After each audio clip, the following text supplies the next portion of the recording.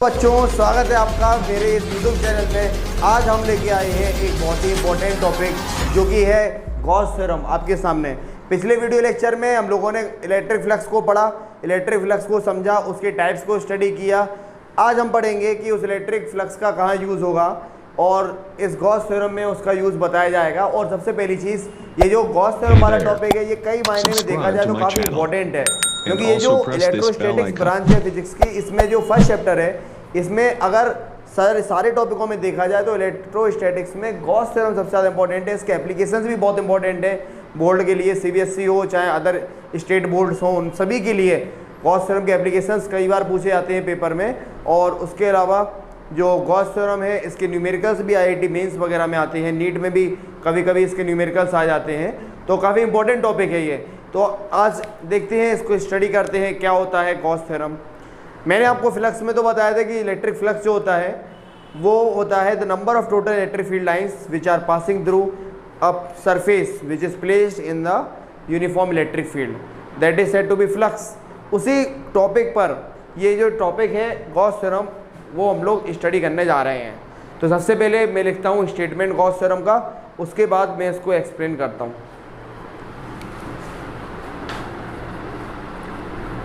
देखिए, ये स्टेटमेंट होता है गॉस थ्योरम का। स्टेटमेंट है, it states that the total electric flux through a closed surface is 1/ε0 times to the net charge closed by the closed surface.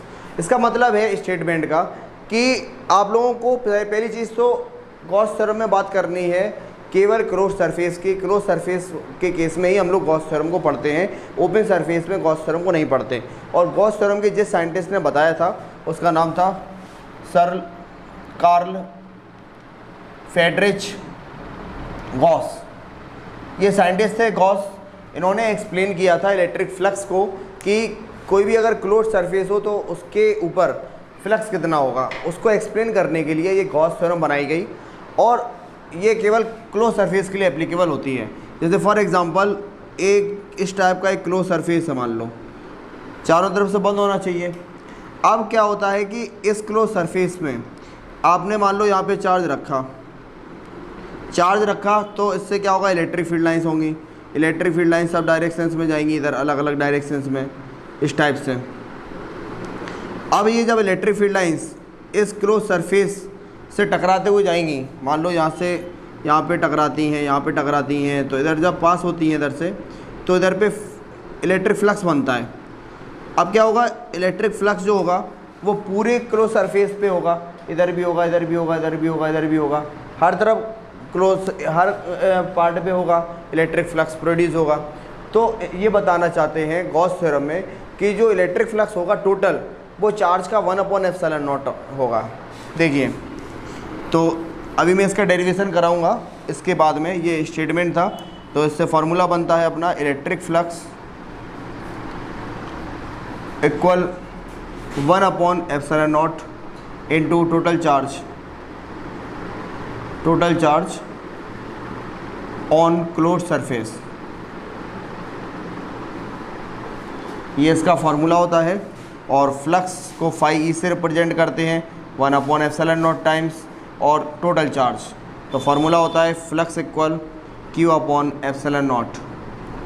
ये represent करता है फार्मूला कि अगर आप किसी भी क्लोज सरफेस में जितना ज़्यादा चार्ज को रखते हो उस चार्ज से उतनी ज़्यादा इलेक्ट्रिक फील्ड लाइंस प्रोड्यूस होती हैं। और इलेक्ट्रिक फील्ड लाइंस ज़्यादा से ज़्यादा निकलने से जो इलेक्ट्रिक फील्ड लाइंस जब सरफेस से पास होंगी तो उससे क्या होगा कि फ्लक्स प्रोड्यूस होगा।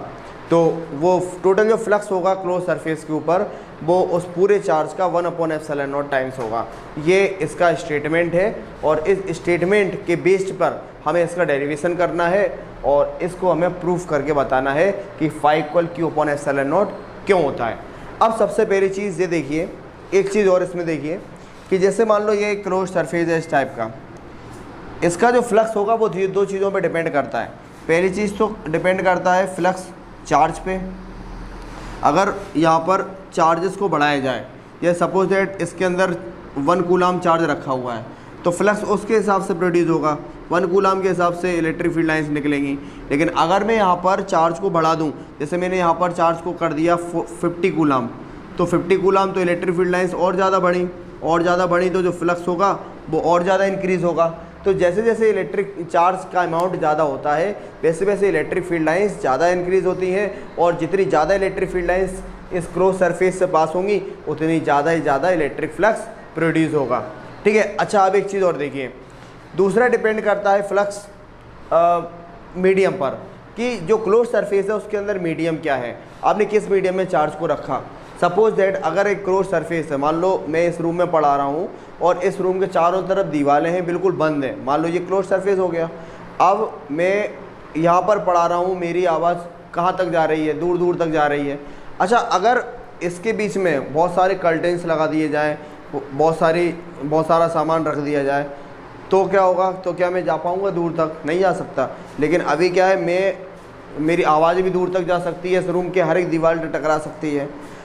मैं जाना चाहूँ तो तुरंत जा सकता हूँ, इस दीवार से उस दीवार के पास, यहाँ से वहाँ पर, यहाँ से वहाँ तक आसानी जा सकता हूँ। लेकिन अगर यहाँ पर बहुत सारा सामान रख दिया जाए बीच में तो मैं नहीं जा सकता। वैसे ही क्या होता है कि क्लोज सरफेस के अंदर अगर मीडियम ऐसा कर दिया जाए, जैसे मान लो वाटर कर दिया जाए, इस क्लोज सरफेस में अगर वाटर डाल दिया जाए और चार्ज रख दिया जाए तो फ्लक्स अलग होगा प्रोड्यूस। इसके अंदर क्लोज सरफेस के अंदर जैसे कोई मेटल रख दिए जाए, मेटल, और उसके बाद में हम लोग निकालें फ्लक्स अलग होगा।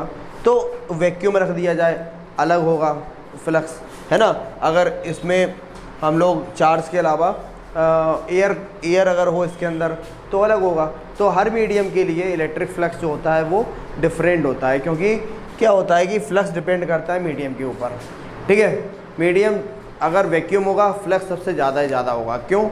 जैसे ये सरफेस है, इस सरफेस में ये चार्ज है मान लो, और पूरे में वैक्यूम भरा हुआ है। वैक्यूम का मतलब कुछ नहीं, मतलब जहाँ पे कुछ भी नहीं होता, तो क्या होगा, यहाँ से इलेक्ट्रिक फील्ड लाइंस आसानी से पास हो जाएंगी। वैक्यूम में होगा अगर, तो वैक्यूम आसानी से इलेक्ट्रिक फील्ड लाइंस पास हो सकेंगी, इधर जा सकेंगी, है ना।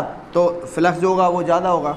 अब अगर मैं यहाँ पर एयर कर दूँ तो फ्लक्स थोड़ा सा कम होगा, क्योंकि एयर में हम लोगों ने पढ़ा है एयर में डस्ट पार्टिकल्स भी होते हैं और एयर में खुद के ही पार्टिकल्स होते हैं। पार्टिकल्स से मिलकर एयर प्रोड्यूस बनती है, क्रिएट होती है, तो वहाँ पे कुछ फ्लक्स कम हुआ। अच्छा, अगर मैं यहाँ पर वाटर कर दूँ क्लोज सरफेस में तो क्या होगा, इलेक्ट्रिक फील्ड लाइंस जो होंगी, जो जा रही हैं, वो कुछ कम हो जाएंगी इलेक्ट्रिक फील्ड लाइंस, है ना।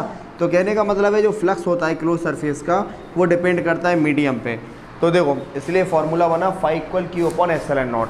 So electric flux of any close surface depends upon the charge of close charge which is placed inside the close surface and the medium. ठीक है, ये टॉपिक था, इसका आप स्क्रीनशॉट ले लीजिए। अब हम लोग पढ़ेंगे कि गॉस थ्योरम को ड्राइव कैसे किया जाएगा। तो टॉपिक है अपना expression for Gauss theorem. Gauss theorem को ड्राइव करने के लिए सबसे पहले गॉस थ्योरम पता है हमें कि गॉस थ्योरम हमेशा अप्लाई होती है क्लोज सरफेस के लिए। तो सपोज दैट ये क्लोज सरफेस है, इस टाइप का ये क्लोज सरफेस है, और इस क्लोज सरफेस में सपोज दैट एक चार्ज रखा मैंने Q। ये ओरिजिन है इस क्लोज सरफेस का, यहाँ पर मैंने चार्ज रखा Q। देखिए, ज़रूरी नहीं है कि यहाँ पर क्लोज सरफेस ये इस टाइप का हो। क्लोज सरफेस कैसा भी हो सकता है, ऐसा भी हो सकता है, क्लोज सरफेस ऐसा भी हो सकता है ना, ऐसा भी हो सकता है, कैसा भी हो सकता है, ऐसा भी हो सकता है, ऐसा। ठीक है, किसी भी टाइप का मतलब क्लोज सरफेस हो सकता है, कोई ज़रूरी नहीं है कि क्लोज सरफेस ऐसा ही हो। ठीक है, कि लेकिन सरफेस हमेशा क्लोज होना चाहिए। विदाउट क्लोज सरफेस आप गॉस थ्योरम को अप्लाई नहीं कर सकते। तो सबसे पहले हमने क्या किया, एक चार्ज रख दिया +Q, यहाँ को मैंने इस चार्ज को मैंने इसमें रखा। अच्छा, अब क्या होता है, जैसे ही ये चार्ज रखा हम देखते हैं कि प्लस चार्ज जो है वो इलेक्ट्रिक फील्ड लाइंस को ओरिजिनेट करता है। इस टाइप से इलेक्ट्रिक फील्ड लाइंस मूव करती हैं, इधर बाहर निकलती हैं, इधर से इस टाइप से इलेक्ट्रिक फील्ड लाइंस निकलती हैं। अब क्या होता है कि जो इलेक्ट्रिक फील्ड लाइंस हैं ये क्या करेंगी कि इस सरफेस के इधर से पास होंगी इलेक्ट्रिक फील्ड लाइंस, इधर भी पास होंगी, इधर भी पास होंगी, इधर भी पास होंगी। और मैंने कल आपको एक इलेक्ट्रिक फ्लक्स में एक कॉन्सेप्ट पढ़ाया था कि जब भी किसी सरफेस से इलेक्ट्रिक फील्ड लाइंस पास होती हैं तो total number of electric field lines is said to be the to passes through a close surface is said to the electric flux. तो जैसे ही इलेक्ट्रिक फील्ड लाइंस इस surface से पास होंगी वैसे ही यहाँ पर फ्लक्स बनेगा। फ्लक्स इधर भी बनेगा, इधर भी बनेगा, इधर भी बनेगा, सब जगह फ्लक्स बनेगा। मतलब इस क्लोज सरफेस के इधर एरिए पर कुछ ना कुछ एक पर्टिकुलर एरिया होंगे जहाँ पर फ्लक्स बनता चला जाएगा। अच्छा, अब ऐसा नहीं है कि एक पर्टिकुलर जगह ही बन रहा है फ्लक्स इसके पूरे पर बन रहा है ना, क्योंकि इलेक्ट्रिक फील्ड लाइंस ऐसा नहीं होता कि केवल एक ही डायरेक्शन में ट्रेवल करें, ये तो हर एक डायरेक्शन में ट्रेवल करेंगी। तो देखिए सबसे पहले मैंने क्या किया कि ये क्लोज सरफेस मैंने ड्रॉ किया। इस क्लोज सरफेस में मैंने ये ओरिजिन है, यहाँ पर चार्ज पुट किया मैंने +Q। अब मैंने देखा जैसे ही +Q चार्ज पुट किया इससे इलेक्ट्रिक फील्ड लाइंस पास होती हैं, और मैंने मान लिया कि इलेक्ट्रिक फील्ड लाइन जो है वो पास होके इधर जाती हैं, यहाँ पर हमने कंसीडर किया एक पॉइंट P, यहाँ पे इलेक्ट्रिक फील्ड लाइंस पास होती हैं। अच्छा, जैसे ही इलेक्ट्रिक फील्ड लाइंस यहाँ पे पास होंगी यहाँ पर फ्लक्स प्रोड्यूस होगा। अच्छा, अब ये जो इतना एरिया है इसको मैंने माना कि ये जो पूरा एरिया है ये है ds। इस ds एरिया से इलेक्ट्रिक फील्ड लाइंस पास हो रही हैं। अब इधर से इलेक्ट्रिक फील्ड लाइंस पास होंगी तो यहाँ पर इलेक्ट्रिक फील्ड भी होगा, और दूसरी चीज़ यहाँ पर कुछ इलेक्ट्रिक फ्लक्स भी प्रोड्यूस होगा। तो हमें कैलकुलेट करना है इस P पॉइंट पर टोटल इलेक्ट्रिक फ्लक्स कितना हुआ। सबसे पहली चीज़ ये, तो इलेक्ट्रिक फ्लक्स कैलकुलेट करने से पहले जब इलेक्ट्रिक फील्ड लाइंस पास हो रही हैं इस एरिया से, तो इसका मतलब है कि यहाँ पर इलेक्ट्रिक फील्ड भी होगी। तो सबसे पहले हमें कैलकुलेट करना पड़ेगा इलेक्ट्रिक फील्ड को, कि इलेक्ट्रिक फील्ड कितनी प्रोड्यूस होती है इधर से। तो सबसे पहले electric field at point P will be intensity of electric field at point P will be, electric field क्या होगा 1/4 पाई एप्सिलॉन नॉट Q/r²। ये चार्ज Q की वजह से इलेक्ट्रिक फील्ड बनी Q/r², that is the electric field which is produced at point P। अब हमें calculate करना है कि इलेक्ट्रिक फील्ड आ गई। अब हमें कैलकुलेट ये करना पड़ेगा कि इस पॉइंट P पर जब इलेक्ट्रिक फील्ड लाइंस पास हुई तो फ्लक्स प्रोड्यूस हुआ, कितना फ्लक्स प्रोड्यूस हुआ। So when electric field lines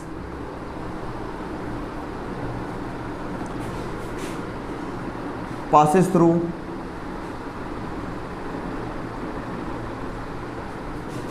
closed surface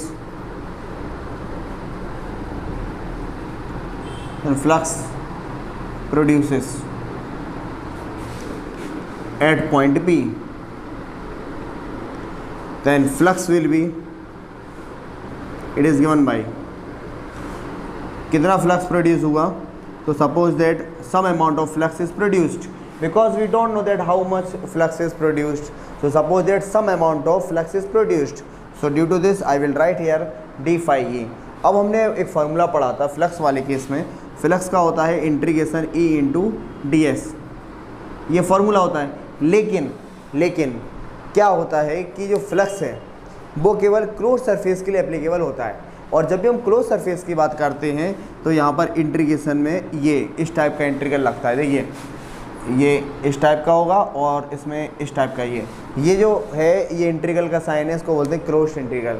ये केवल तब अप्लाई होता है जब हम लोग क्लोज सरफेस की बात करें, ठीक है। तो गॉस थ्योरम में आपको अधिकतर ये वाला सिंबल देखने के लिए मिलेगा, क्योंकि हम लोग गॉस थ्योरम में जितने भी गॉस थ्योरम के कॉन्सेप्ट है सब में क्लोज सरफेस की बात करते हैं, इसलिए यहाँ पर ये close integral E into ds हो जाएगा। अब देखिए यहाँ पर भी क्लोज इंटीग्रल होगा A इंटू ds, है ना। अब देखें आगे, ये इसका हो जाएगा फाई ई, यहाँ पे हम लोग लिखेंगे net electric flux. Net electric flux के लिए इंटीग्रेशन करना पड़ा। अब देखें यहाँ पर क्या होगा इंटीग्रेशन, एक फार्मूला हम लोगों ने पढ़ा है 11th क्लास में, ए वेक्टर डॉट बी वेक्टर होता है ए बी कॉस थीटा। तो यहाँ पर फार्मूला क्या होगा E into d S cos theta, ठीक है, because A vector dot B vector A B cos theta, then E vector dot d s vector E d S cos theta. अब value E की यहाँ पर put करनी पड़ेगी। Value of E is 1/4 pi epsilon naught Q/r², value d s into cos theta. ये value आ गई अपनी फ्लक्स की। अब 1/4 pi epsilon naught constant term है, इसको रिमूव कर दो, Q को भी रिमूव कर दो, यहाँ बचेगा अपने पास D S cos theta upon r²। ये अपना आया फ्लक्स एट पॉइंट P। अब देखिए, अब सबसे पहली चीज़ ये अपने पास आ गया, लेकिन यहाँ पर एंगल थीटा आ रहा है, तो एंगल थीटा हमें यहाँ पर बनाना पड़ेगा, यहाँ पे हमें एंगल थीटा ड्रॉ करना पड़ेगा। लेकिन सबसे बड़ी प्रॉब्लम यहाँ खड़ी होती है कि ये जो एंगल थीटा है, ये एंगल थीटा एक सॉलिड एंगल है, क्योंकि देखिए जब चार्ज है, चार्ज से इलेक्ट्रिक फील्ड लाइंस प्रोड्यूस होती हैं, तो इलेक्ट्रिक फील्ड लाइंस ज़रूरी नहीं है कि एक पर्टिकुलर डायरेक्शन में जाएंगी या कोई दो एक्सिस पे जाएंगी। इलेक्ट्रिक फील्ड लाइंस 3D में चलती हैं, एक्स वाई जेड तीनों में कहीं भी वो जा सकती हैं। इसलिए जब ऐसी बात हो कि तीनों एक्सिस के साथ अगर एंगल की बात कभी कर दी जाए तो हम लोग सॉलिड एंगल बोलते हैं उसे। जैसे क्या होता है कि जब दो लाइनों के बीच में कोई भी एंगल बनता है तो वो एंगल होता है नॉर्मल। दो लाइंस के बीच में हमें मेज़र करना होता है तो वो एंगल होता है। लेकिन अगर 3 लाइनें हो जाएं या 3 एक्सेस हो जाएं, ऐसे एक्स और वाई के बीच का तो एंगल होगा, लेकिन एक्स वाई और जेड तीनों की बात करिए तो वहाँ पे सॉलिड एंगल का कॉन्सेप्ट लगता है। तो इसलिए यहाँ पर हम लोग को सॉलिड एंगल का कॉन्सेप्ट लगाना पड़ेगा। और सॉलिड एंगल 11th क्लास में हम लोगों ने स्टडी किया था, वहाँ पर स्टडी किया था कि सॉलिड एंगल को स्टेरेडियन बोलते हैं। और यहाँ पर देखिए क्या होगा, ये सॉलिड एंगल होगा, यहाँ पर लिखना पड़ेगा d cos theta upon r square equal 4 pi steradian, ये इसकी वैल्यू होगी। या इसको ऐसे लिख लेंगे equal d omega which is solid angle, it is solid angle. और इसकी वैल्यू जो होगी वो होगी 4 पाई स्टेरेडियन। तो ये वैल्यू हमें यहाँ पर प्लेस करनी पड़ेगी। जब हम लोग ये वैल्यू यहाँ पर प्लेस करेंगे तो फ्लक्स होगा phi equal q upon 4 pi epsilon naught into 4 pi. 4 pi और 4 पाई हो जाएगा कैंसिल, तो अपना जो इलेक्ट्रिक फ्लक्स है फाइनल वो आएगा phi equal q upon epsilon naught. ये अपना फार्मूला आया गॉस थ्योरम का, phi equal q upon epsilon naught. अब देखिए तो अपना एक स्टेटमेंट तो ये हो गया phi equal q upon epsilon naught, या फिर इसको ऐसे भी लिखा जा सकता है। मैं देखो इधर पे लिख के बताता हूँ आपको। Phi equal q upon epsilon naught हुआ, इसको आप ऐसे भी लिख सकते हैं integration A into d s flux का formula equal q upon epsilon naught. तो इसके दोनों फॉर्म होते हैं गॉस थ्योरम के, ये वाला फॉर्म भी होता है और ये वाला फॉर्म भी होता है। तो जहाँ पे मैंने स्टेटमेंट लिखा था वहाँ पे आप ये वाला फॉर्म भी लिख लेना, ई d S equal q upon epsilon naught. अब ये जो फार्मूला है ये क्या रिप्रेजेंट करता है? रिप्रेजेंट ये करता है ये फार्मूला कि जो फ्लक्स होगा वो चार्ज पे डिपेंड करेगा। If you will increase the amount of charge then flux will increase, and if you will decrease the amount of charge then flux will decrease, because if you will increase the amount of charge then lot of electric field lines will pass through closed surface, and if lot of electric field lines will pass through a closed surface then flux will increases, and if less electric field lines will pass through surface then electric flux will decrease. And second thing, flux will depends upon the medium. What is the medium in closed surface where you will put the charge, है ना। तो charge पर और medium पर, यानी charge को कहाँ रखा है और चार्ज कितना रखा है, दोनों पर ये डिपेंड करेगा फ्लक्स। तो ये अपना है गॉस थ्योरम, काफ़ी इंपॉर्टेंट है पेपर के लिए, इसका आप कॉपी कर लीजिए, स्क्रीनशॉट ले लीजिए।